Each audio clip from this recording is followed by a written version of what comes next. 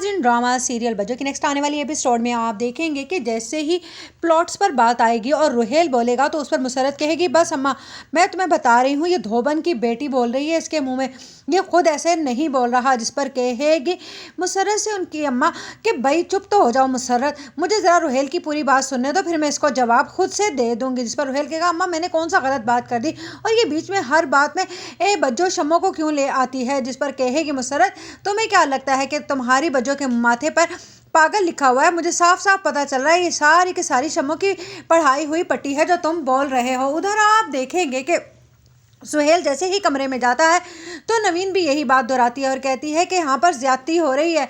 जिस पर सुहेल कहता है, अम्मा ठीक ही तो कह रही हैं, अगर ये घर हम दोनों भाइयों का है तो वो दोनों प्लॉट उन दोनों बहनों के हुए, अगर बुशरा की शादी पर उसकी ज़रूरत नहीं पड़ी तो ठीक है ना। अब बुशरा जाने और बज्जो जाने, अगर बुशरा को कोई एतराज़ नहीं है तो फिर हमारा भी एतराज़ नहीं बनता है। उधर आप देखेंगे कि जब अब बात आएगी सबा बेगम पर फिर से तो उस पर दुर्दाना कहेगी कि आंटी मैंने आपसे पहले भी कहा था। जिस पर कहेगी सबा बेगम, मुझे लगता है कि ये सारा फसाद तुम्हारा ही फैलाया हुआ है, ना मैं तुम्हें इस घर में शादी कर कर लाती और ना ही उसके बाद बुशरा इस घर का रास्ता देखती, बस मेरा ही दिमाग ख़राब हो गया था। इतने में जवाब आ जाएगा और कहेगा, मैंने आपसे पहले भी कहा था कि आप आराम किया कीजिए बजाय इसके कि घर में हर वक्त का हंगामा खड़ा करे रखती हैं आप।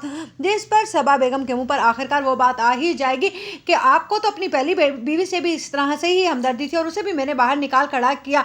जिस पर एक लम्हे के लिए सबा बेगम खामोश हो जाएंगी, लेकिन जवाद को साफ साफ समझ आ जाएगी कि आखिरकार पहले उसके साथ उसकी ज़िंदगी को तबाह करने में किसका बड़ा हाथ था। उधर आप देखेंगे कि जब कहती है शम्मो जाकर अपनी अम्मा से, अम्मा आप जानती हैं कि वो जो है ना रुहेल की अम्मा, उन्होंने तो साफ साफ कह दिया है कि वो प्लॉट बेचकर ही रहेंगी। जिस पर मुन्नी बेगम कहती है कि अच्छा फिर मैं जाती हूँ पीर बाबा के पास और कोई ना कोई हल निकालती हूँ। और उधर तो जैसे बॉबी तैयार ही बैठा होता है और वो भाप जाता है कि आखिरकार आज ये मुन्नी बेगम किस बात के लिए आई हैं। जिस पर रुहेल उनकी तरफ देखता है और कहता है कि कीजिए ना आप बात, आपको क्या बात करनी है, क्योंकि रुहेल को तो सिर्फ और सिर्फ पैसों से गर्ज है। हालांकि वो जानता है कि ना तो कोई बॉबी पीर बाबा है और ना ही इसके पास